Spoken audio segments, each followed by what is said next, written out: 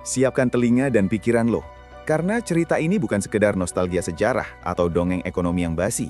Ini tentang bagaimana sebuah krisis terbesar dalam sejarah modern yang kita kenal sebagai Great Depression tidak sesederhana cerita buku sekolah yang bilang pasar runtuh, orang panik, ekonomi ambruk, selesai.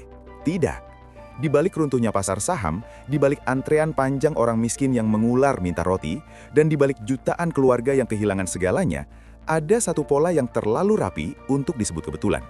Pola yang kalau kita tarik benangnya pelan-pelan, ujungnya selalu kembali ke satu hal yang sama, emas. Bukan sekedar logam mulia, tapi simbol kekuasaan, kontrol, dan siapa yang sebenarnya memegang kendali atas sistem keuangan dunia. Dan disinilah cerita ini jadi tidak nyaman, karena semakin dalam lo dengar, semakin terasa bahwa krisis itu mungkin bukan hanya musibah, tapi juga peluang yang sengaja diciptakan untuk merampas emas dari tangan rakyat biasa. Great Depression resmi tercatat sebagai krisis ekonomi terbesar abad lalu.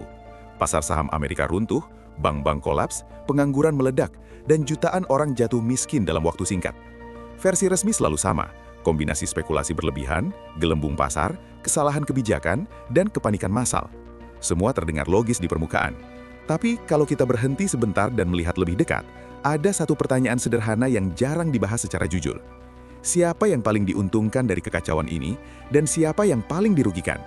Karena dalam setiap krisis besar, selalu ada pihak yang kehilangan segalanya, dan selalu ada pihak yang keluar dengan kekuasaan yang lebih besar dari sebelumnya. Dan dalam Great Depression, pihak yang kehilangan bukan hanya rumah dan pekerjaan, tapi juga hak mereka atas emas.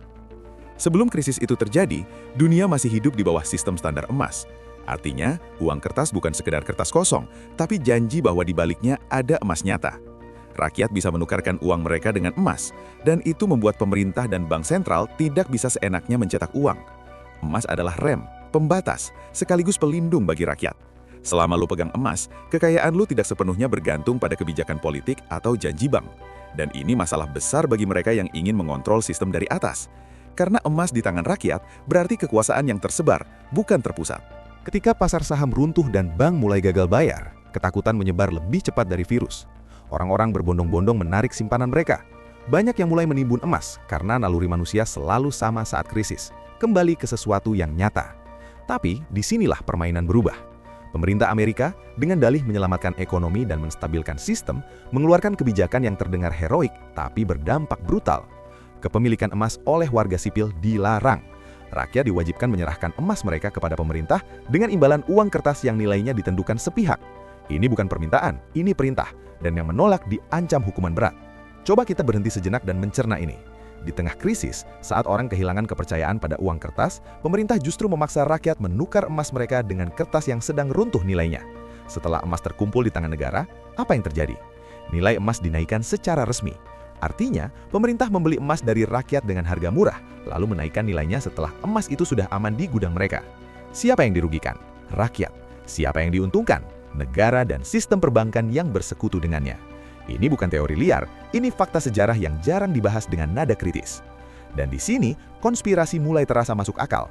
Karena kalau krisis itu benar-benar murni kecelakaan, kenapa solusinya selalu mengarah pada satu tujuan, konsentrasi emas di tangan segelintir pihak? Kenapa rakyat yang sudah jatuh justru dipaksa melepaskan aset paling aman yang mereka miliki? Alasan resminya selalu sama, demi stabilitas, demi pemulihan, demi kebaikan bersama. Tapi realitasnya, setelah emas berpindah tangan, sistem keuangan menjadi jauh lebih mudah dikendalikan. Uang kertas bisa dicetak lebih bebas, utang bisa diciptakan tanpa batas, dan rakyat yang kehilangan jangkar emasnya menjadi sepenuhnya bergantung pada sistem yang sama yang sebelumnya menjatuhkan mereka. Dan di sini, konspirasi mulai terasa masuk akal. Karena kalau krisis itu benar-benar murni kecelakaan, kenapa solusinya selalu mengarah pada satu tujuan, konsentrasi emas di tangan segelintir pihak? Kenapa rakyat yang sudah jatuh justru dipaksa melepaskan aset paling aman yang mereka miliki? Alasan resminya selalu sama, demi stabilitas, demi pemulihan, demi kebaikan bersama. Tapi realitasnya, setelah emas berpindah tangan, sistem keuangan menjadi jauh lebih mudah dikendalikan. Uang kertas bisa dicetak lebih bebas, utang bisa diciptakan tanpa batas, dan rakyat yang kehilangan jangkar emasnya menjadi sepenuhnya bergantung pada sistem yang sama yang sebelumnya menjatuhkan mereka. Gue tidak bilang bahwa semua ini dirancang dalam satu ruangan gelap dengan orang-orang berjubah hitam merencanakan kehancuran dunia. Konspirasi nyata seringkali jauh lebih membosankan dan dingin.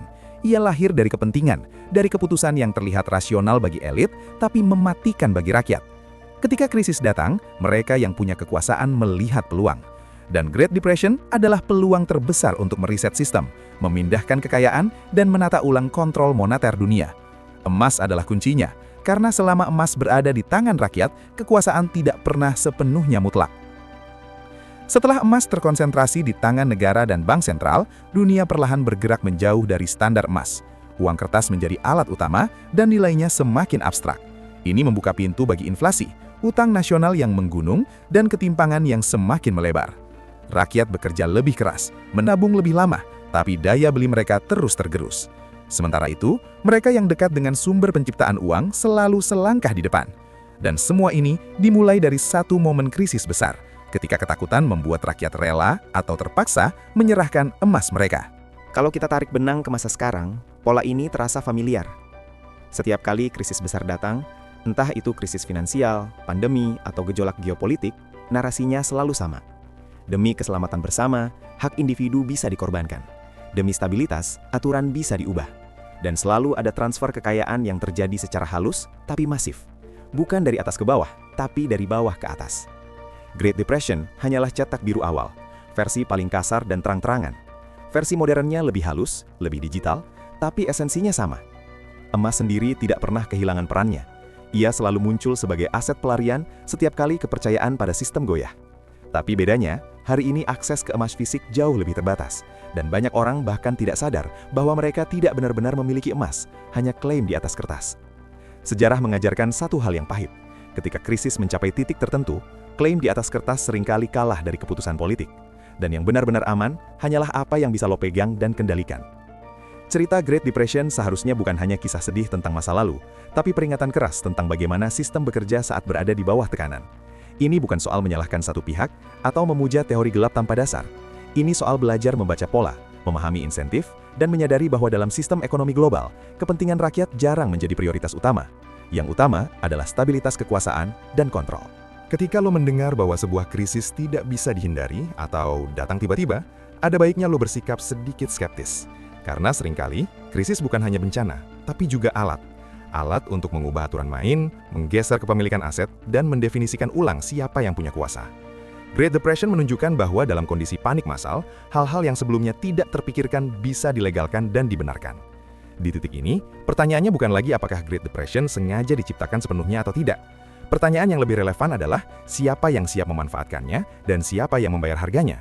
Jawabannya jelas, rakyat kecil selalu berada di sisi yang membayar, dan emas sebagai simbol kemandirian finansial selalu menjadi target. Penutup dari cerita ini bukan ajakan untuk takut atau curiga berlebihan, justru sebaliknya. Ini ajakan untuk sadar. Sadar bahwa sejarah tidak pernah benar-benar berlalu. Polanya berulang, aktornya berganti, teknologinya berubah, tapi logikanya tetap sama. Ketika lo paham bagaimana Great Depression dimanfaatkan untuk merampas emas rakyat, lo jadi lebih waspada membaca tanda-tanda zaman sekarang. Lebih tenang, lebih rasional, dan tidak mudah terseret panik. Kita hidup di dunia yang penuh ketidakpastian, tapi pengetahuan adalah bentuk perlindungan paling awal. Dengan memahami sejarah, kita tidak hanya menjadi penonton pasif, tapi individu yang lebih siap mengambil keputusan. Jadi, tetap kritis, tetap belajar, dan jangan menyerahkan kendali sepenuhnya pada sistem tanpa memahami resikonya. Kalau menurut lo cerita ini penting dan relevan, bantu sebarkan ke lebih banyak orang dengan cara yang sederhana. Cukup dengan like, share, dan subscribe, supaya diskusi seperti ini terus hidup dan semakin banyak yang melek sejarah dan realitas. Karena pada akhirnya, masa depan tidak hanya ditentukan oleh mereka yang berkuasa, tapi juga oleh mereka yang sadar dan tidak mudah lupa.